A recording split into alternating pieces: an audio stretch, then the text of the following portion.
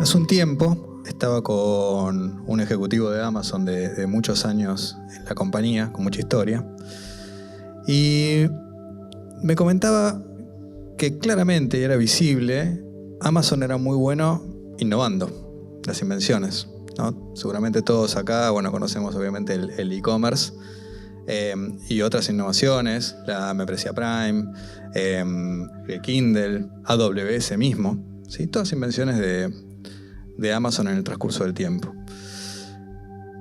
Lo que no es tan visible, él me decía, somos muy buenos en eso, pero también somos muy buenos en nuestra capacidad de escalar. En eso nos diferenciamos mucho. Y quizá eso es una característica un poco más invisible, ¿sí? Y automáticamente cuando empezamos a hablar de esta round table y hablamos de la base invisible de la revolución digital, se me vino a la cabeza eso, ¿no? Todas esas características que tienen que tener las compañías, las industrias hoy, pensando a futuro para prepararse para los nuevos modelos de negocio. Entonces hoy estamos acá en este panel con representantes de diferentes industrias, todos atravesados por estas nuevas tecnologías de conectividad en particular, ¿sí? Estamos hablando de la nube pública, nube híbrida, edge computing, 5G, ¿sí? Que cada una de las industrias está atravesada y las tiene que utilizar, están desafiadas, estamos todos desafiados y tenemos que utilizarlas de la mejor forma posible. Entonces, tenemos representantes de la industria de telecomunicaciones, ¿sí? Transportadora de gas natural, Volkswagen y también Tecpetrol, ¿sí? Que cada uno nos van a contar un poco sus desafíos en esa industria. Con lo cual me gustaría empezar con una pregunta más general para todos, y dado este desafío, ¿no?, de las nuevas tecnologías de conectividad, ¿cuál es el reto principal que ven dentro de sus organizaciones? Con lo cual, Facundo, no sé si te gustaría comenzar un poquito tomando la palabra y contando desde tu lado, de Volkswagen, ¿cómo lo ven? Bueno, buenos días para todos. Lo primero que quiero contarles, o cómo lo vivimos o cómo lo sentimos nosotros, es que nuestro producto, los autos que todos conocen, de alguna manera han cobrado vida, ¿sí? Normalmente cuando un auto salía de la línea de producción, iba al concesionario, un cliente feliz se lo llevaba y hasta el siguiente service no lo volvíamos a ver. Ahora las nuevas herramientas de conectividad, el auto conectado, lo que hace es transforma al auto en una comunicación constante de ida y vuelta entre el cliente y la empresa. Y en función de eso son los desafíos que se producen. Opciones y posibilidades de nuevos negocios sí, pero también un nivel de exigencia del cliente mucho mayor, mucho más alto. Ahora es día a día que uno puede estar en contacto, día a día que uno puede recibir feedback positivo o negativo, y eso estresa y hace que toda la organización tenga que esforzarse mucho más para estar más cerca del cliente. ¿Cómo nos exige el cliente hoy? Más me lleva ahí como ese punto. Matías, ¿querés comentarnos ahí desde tu industria, ¿no? Industria de energía, en locaciones remotas, ¿no? Antes desconectadas, hasta hace quizá no mucho tiempo desconectadas, ¿no? ¿Cómo es hoy cuáles son los retos de todo esto, ¿no? ¿Qué tal? Buenos días a todos. Primero aprovecho para presentar a la empresa. Tecpetrol es la empresa de energía del grupo Techint. Operamos en varios países de Latinoamérica, pero nuestro principal foco está en Vaca Muerta, con nuestro yacimiento estrella, Fortín de Piedra, en el cual producimos el 15% del gas del país. Pero bueno, acá estamos para hablar de presente y futuro. Nosotros ahora estamos con un gran desarrollo que se llama Los Toldos 2 Este. Estamos invirtiendo 2.500 millones de dólares y en 2027 vamos a producir 70.000 barriles de petróleo por día. Esto a nosotros nos cambia la escala y imagínense un poco para entender el desafío de infraestructura. Imagínense, Los Toldos 2 Este son 100 kilómetros cuadrados en el medio de la estepa patagónica. Estás cerca de Rincón de los Sauces, la ciudad grande más cercana es Neuquén, 200 kilómetros tenés hasta Neuquén. Entonces nosotros tenemos que lograr que desde nuestra sala de control de perforación y terminación, que se encuentra acá en la ciudad de Buenos Aires, se pueda operar como si el personal estuviera sentado en el pozo. Ese es nuestro gran desafío. Después ampliamos un poco más, pero el principal desafío, la gente que esté en la sala de control de Buenos Aires pueda operar como si estuviera sentado en el pozo. Bien, y ahí, acercándome a Eduardo, con una industria que tiene sus similitudes, ¿no? También con locaciones remotas, ¿qué nos podrías compartir acerca de estos retos? Sí, nosotros operamos más de 11.200 kilómetros de gasoductos en la Argentina, conectividad con 4 países, por lo cual el desafío de los sitios remotos es muy importante. Y te diría que el desafío que vemos nosotros es adelantarnos a los requerimientos que tiene el negocio cuando el negocio no sabe cuáles son esos requerimientos, ¿no? Hacemos un mapeo entre lo que el negocio va a necesitar con el estado de arte de las tecnologías. Me hacía mucho sentido lo que decías vos de escalar, ¿no? Creo que todos hemos pasado por la pandemia y en ese momento tuvimos que escalar la operación remota, y si no la teníamos ya adelantada, obviamente íbamos a tener un problema. Después de eso fue el esquema híbrido, entonces el ancho de banda y la conectividad fue un tema que, de nuevo, si no lo adelantábamos, íbamos a tener un problema. Y hoy estamos en IoT, en domótica, en conectividad satelital de M2, o sea, directamente a los dispositivos, y creo que eso es lo que viene como desafío. Muy bien, muy bien. Bueno, y Julio, con tu mirada más de proveedor gran proveedor de este tipo de tecnologías, ¿no? Nosotros estamos trabajando como en 3 conceptos. Uno es, y se apilan, ¿no? Uno es, y que todos en cierta forma lo estamos gestionando, todo conectado. Primero era conectar las personas, después era conectar las máquinas. Creo que entre las diferentes tecnologías, 4G, 5G, el despliegue de fibra óptica y últimamente con satélites de órbita baja, el objetivo de conectar se está logrando. Sobre eso se monta todo se computa en la nube, que la bajada es la multicloud híbrida, y de una u otra forma todos estamos con los datos y computando en alguna arquitectura de cómputo en la nube. Y lo que está viniendo y estamos empezando a transitar es todo inteligente. Es muy incipiente a nivel de producción, está muy avanzado a nivel de entrenamiento, y cuando desarrollamos las infraestructuras, tanto de conectividad, de data centers y de cómputos, estamos tratando de cubrir estos 3 conceptos que avanzan a una velocidad que nos supera. La realidad es esa. Cuando uno estudia cómo se están entrenando los modelos, la capacidad de cómputo se quintuplica año a año, y hay que generar la infraestructura de energía y de comunicaciones para soportar eso, que en los próximos años va a estar productiva en las industrias.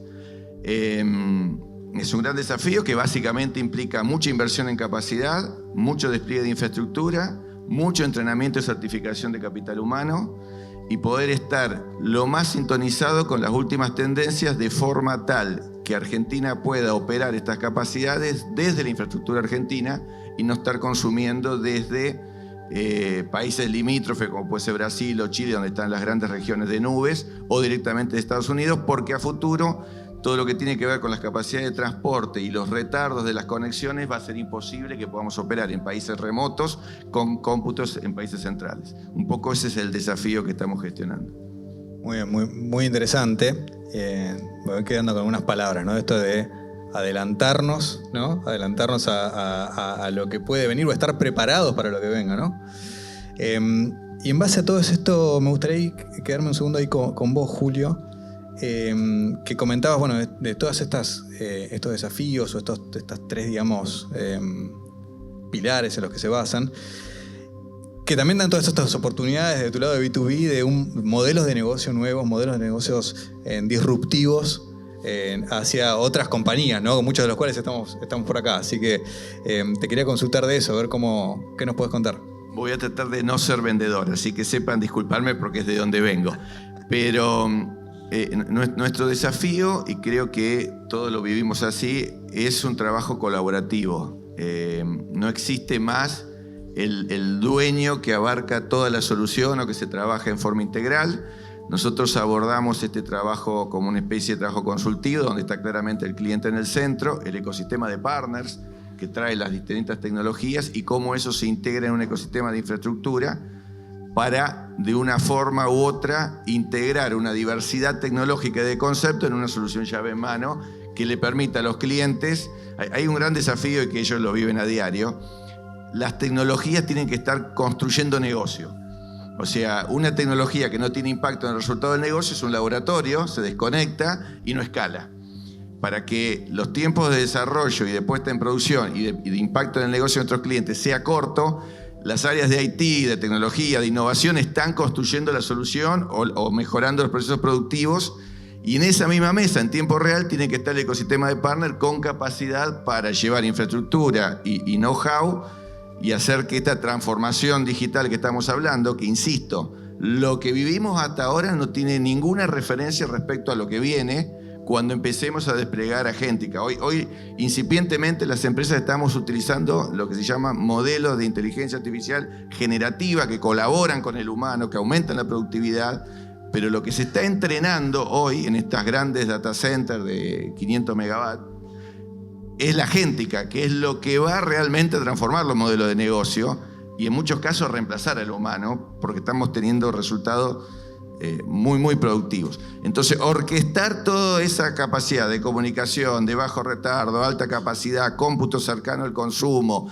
tener energía verde en todas las capitales de provincia con data center que permitan realizar la inferencia de estos modelos, es el desafío de modelos de negocios, integrando diversas tecnologías, porque en el fondo también la inteligencia artificial va a ser híbrida y no vamos a estar con el vendor lock-in atado a uno solo, sino que vamos a estar siempre tratando de armar un ecosistema híbrido de cómputos, ¿no?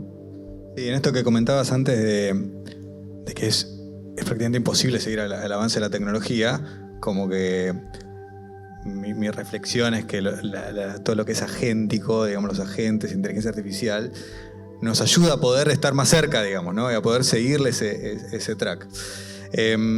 Y en todo esto, digamos, con todos estos servicios, estos modelos nuevos que da una compañía como Telecom, me gustaría aprovechar ahí para preguntarle a Eduardo, ¿no? De nuevo, con esto de las locaciones remotas, la seguridad, los desafíos de seguridad. Voy a spoilear un poco algo que me comentaba Eduardo, que me decía, bueno, claro, toda esta base invisible, si todo está bien, la base es invisible, ¿no? Me decía, el momento que es visible es porque algo falló, ¿no? Entonces, me quedé con eso y lo quiero poner sobre la mesa. Eduardo, contanos un poquito ahí de todas estas posibilidades nuevas. El desafío es que se mantenga invisible. La verdad es que TGN opera desde un centro de control principal. Estos 11.000 kilómetros de gasoducto, 22 plantas compresoras, más de 500 puntos de entrega de gas y donde recibimos los gas de los productores, por lo cual manejamos en particular no solamente la infraestructura de comunicaciones, sino la infraestructura de cómputo de data center asociado a la operación del gasoducto. Y te diría que es nuestro cliente principal, opera 7x24, no tenemos ventanas de ningún tipo, y en los últimos 25 años, que es que estoy trabajando en la compañía, te imaginarás que cambiamos todo, ¿no? Cambiamos las comunicaciones, cambiamos los data centers, y el desafío es hacerlo con la silla caliente. El operador pasa de un sistema al otro en un minuto, pero atrás de eso hay meses de trabajo en particular. Y yendo a los desafíos de la conectividad y a las oportunidades, TGN desde el punto de vista de la operación centralizada de sus gasoductos, las plantas compresoras están resueltas porque hay tecnología, digamos, llegamos con comunicación y tenemos los sistemas de control, pero en el campo es un poco más difícil, ¿no? Todo lo que es estos 11.000 kilómetros de gasoductos, haciendo un gasoducto bastante simple, es un caño, plantas compresoras para comprimir, y cada 30 kilómetros hay un elemento que es una válvula de bloqueo de gasoducto. ¿Qué significa la válvula de bloqueo? Es un elemento de seguridad que contiene el gas en el caso de una falla. Entonces, en 11.000 kilómetros hay mucha infraestructura, y esta infraestructura realmente es invisible, está enterrada, y no hay en esos puntos energía, no hay una cobertura comercial de algún sistema que nos permita tomar ese dato, y algo tan sencillo como ver si la válvula está abierta o cerrada o cuál es la presión de línea del gasoducto no es trivial.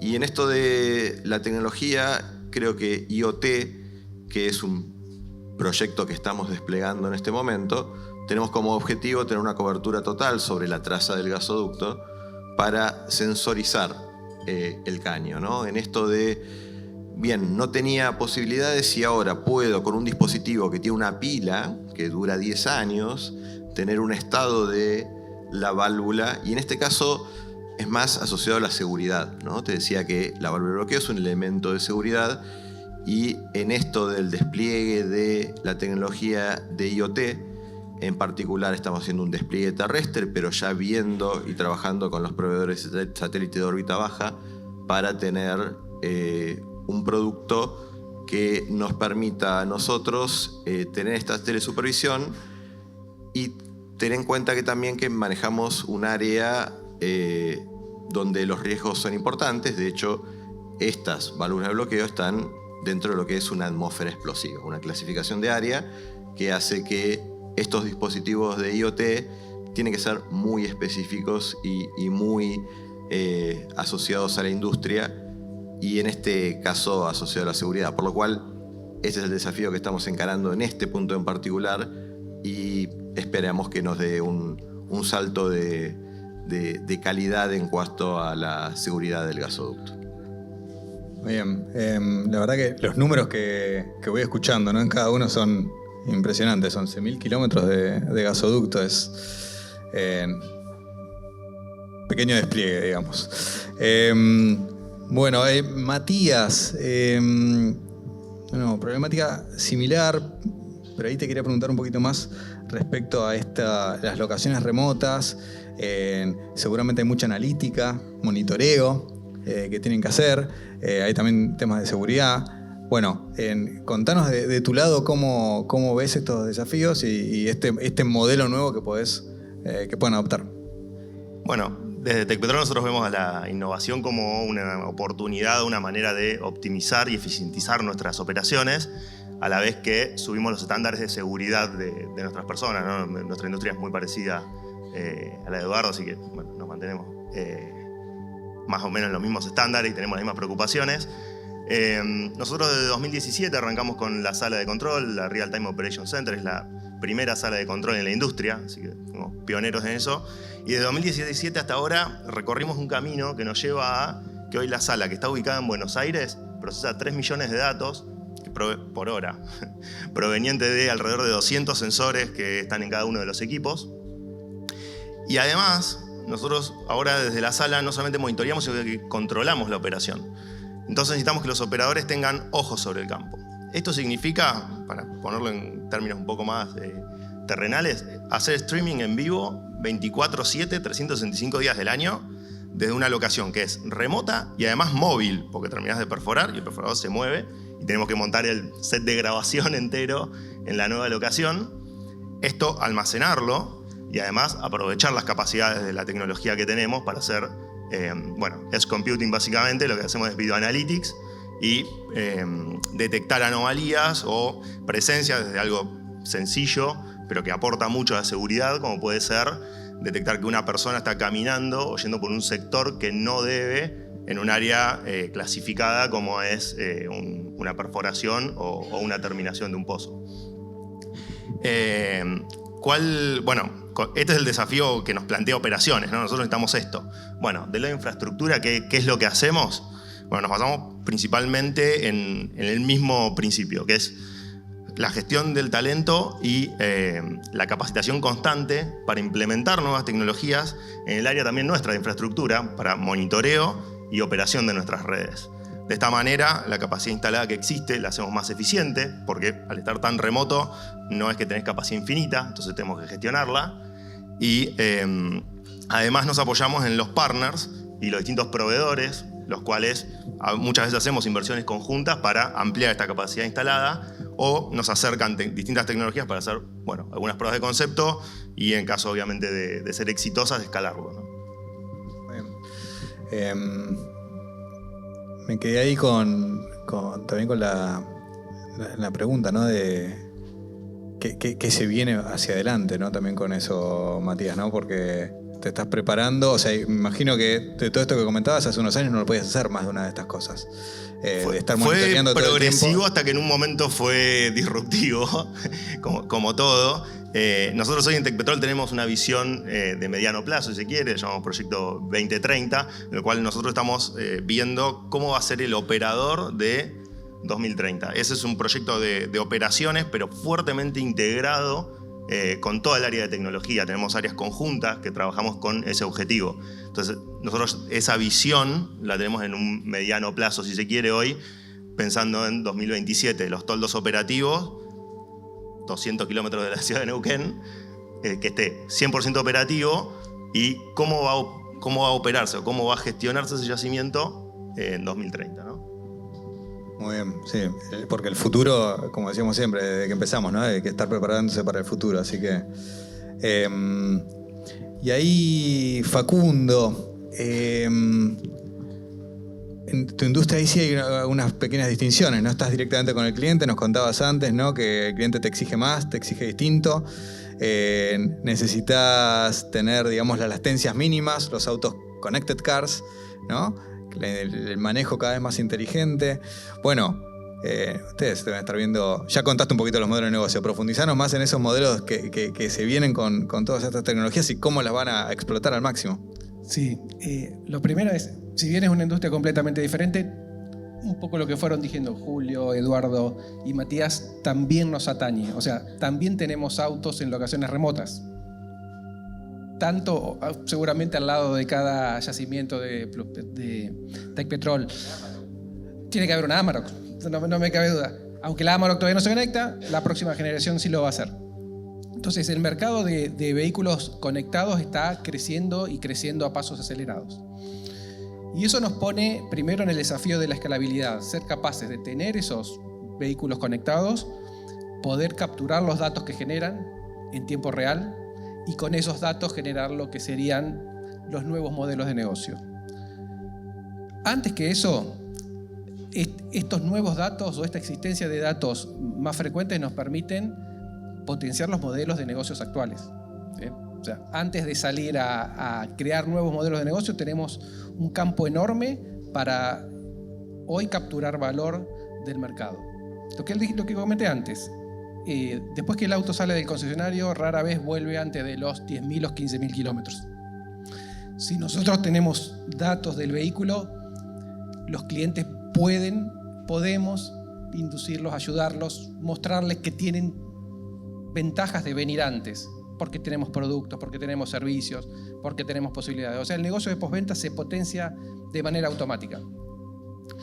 Lo otro que podemos hacer es también tener ahorros y ventajas potenciales en lo que es la actualización, lo que se llama OTA o FOTA, la actualización de software over the air.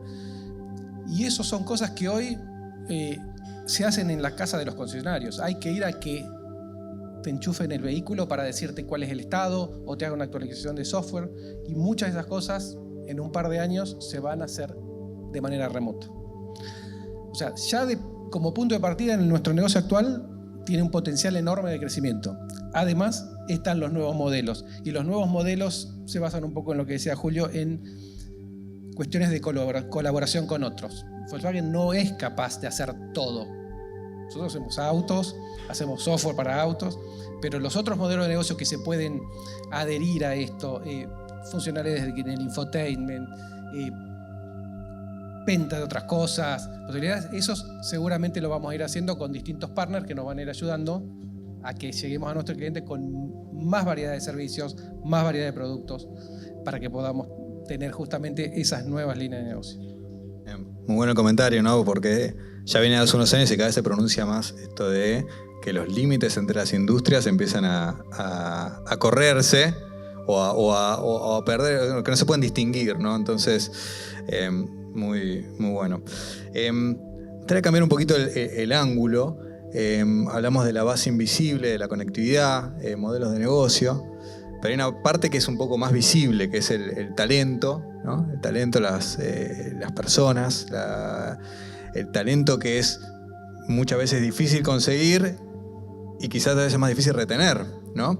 Cuando también se enfrentan a competencia con otras compañías que quizás más tecnológicas, por lo menos la apariencia, ¿no? De una startup, una fintech. Entonces, ¿cómo gestionan ahí el talento? ¿Qué desafíos tienen? También pregunta para todos. Si querés ahí, Eduardo, para ahí comenzar un poquito y contarnos de esto.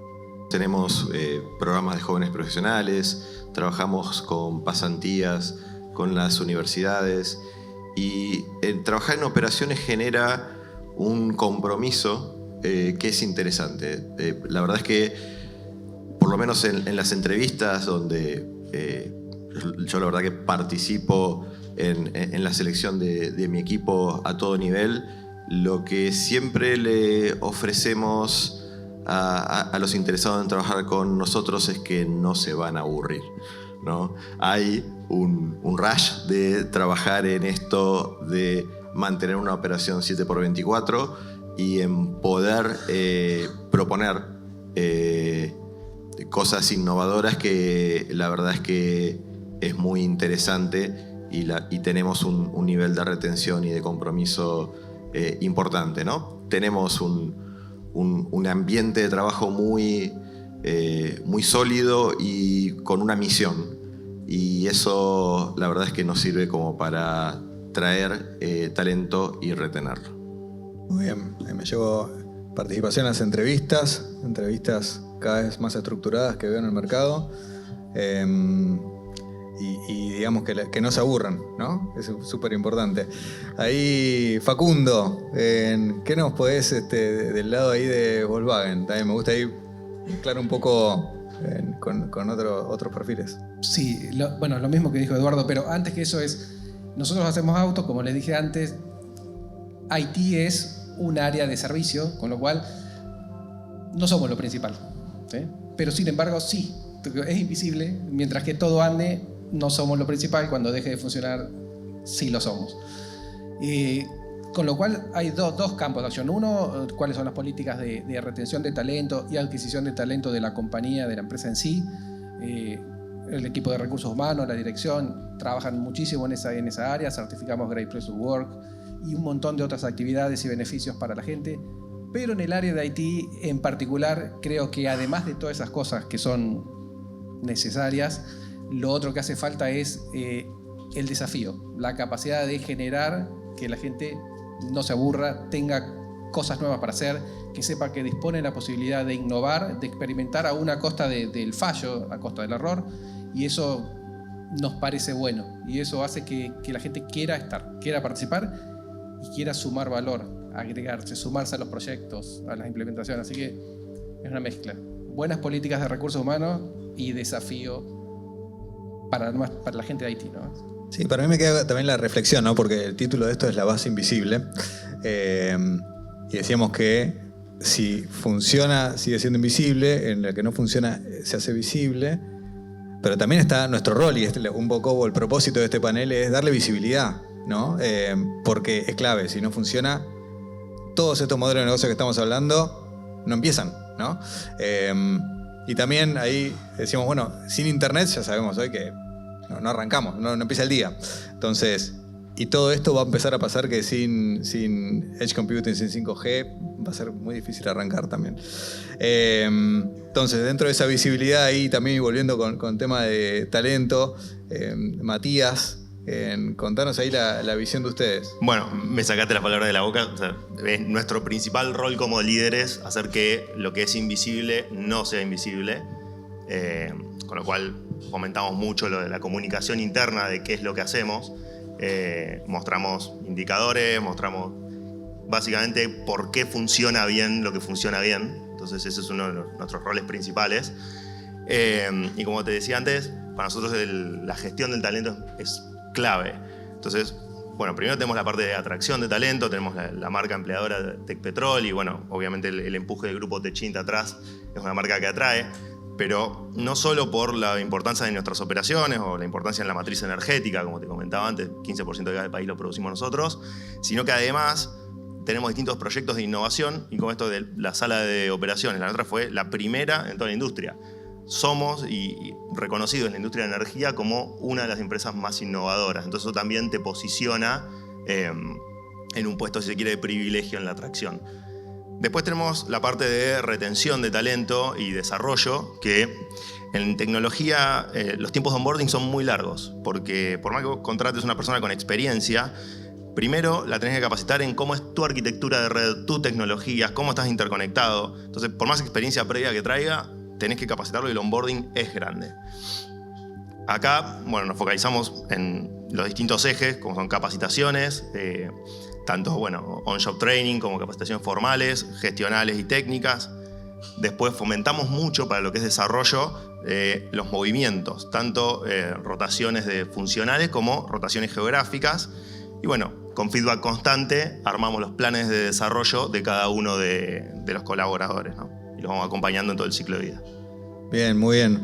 Bueno, y Julio, ¿qué del lado de Telecom? También con un perfil un nosotros es como que vivimos dos mundos. Uno es el de la conectividad, donde bueno, hay toda una historia de desarrollo, entrenamiento, etc. Y otro es el mundo tech, donde ahí claramente tenemos una escuela permanente, con certificaciones nacionales e internacionales. 30-40% del tiempo de nuestros colaboradores están en entrenamiento.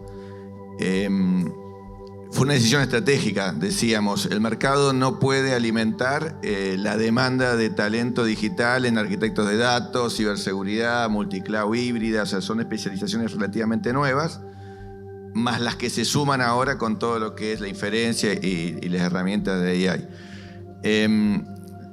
Hay dos cosas que creo que son fundamentales y nos están dando resultados. Obviamente, una, el proyecto, o sea, todo joven profesional talentoso quiere participar de proyectos desafiantes. Y segundo, algo que es invisible y no es tan invisible, la calidad de la conducción, del liderazgo. Poder tener liderazgo que haga fix con esa cultura de innovación, de evolución, de riesgo, de estar jugando en la frontera, el trabajo en equipo, no solamente intercompany, sino con el ecosistema, que son proveedores, partners, clientes, mesas, generalmente 7x24, son todas operaciones en caliente. Uno de los conceptos que seguramente todos tenemos el mismo problema de explicarlo, que nosotros no trabajamos de 9 a 18, sino que va a haber fines de semana que vas a estar trabajando y va a haber semanas que vas a estar recuperando, que es dinámico, que es versátil, la posibilidad de viajar, de reubicarse. Nuestros equipos viajan mucho al extranjero en esto de las certificaciones internacionales. En algunos casos, dependiendo de la edad, es interesante y en otros casos no lo es. Entonces estás permanentemente generando una propuesta que haga sentido con la retención de talento, pero fundamentalmente con el aporte a la operación y el negocio, ¿no? Entonces estás siempre orquestándolo y la verdad que nos está yendo bastante bien. No tenemos, al contrario de lo que se pensaba, tasas de egresos de profesionales certificados. En general es muy, muy bajo. Dato, 30-40% del tiempo capacitándose a la gente, me pareció un dato increíble. Eduardo, ahí ya y cerrando un poco este panel, decinos tu visión de TC. Creo que estamos en un momento muy interesante para trabajar en tecnología. Creo que todavía no entendemos lo que es la evolución exponencial a lo que nos estamos enfrentando, por lo cual el desafío es muy interesante y tiene muchos, digamos, el camino no está trazado, por lo cual necesitamos un equipo con la cabeza abierta que pueda innovar y que pueda acercarnos un poco al futuro de lo que la tecnología está prometiendo. Bueno, muchísimas gracias a todos ustedes, muchísimas gracias también al público.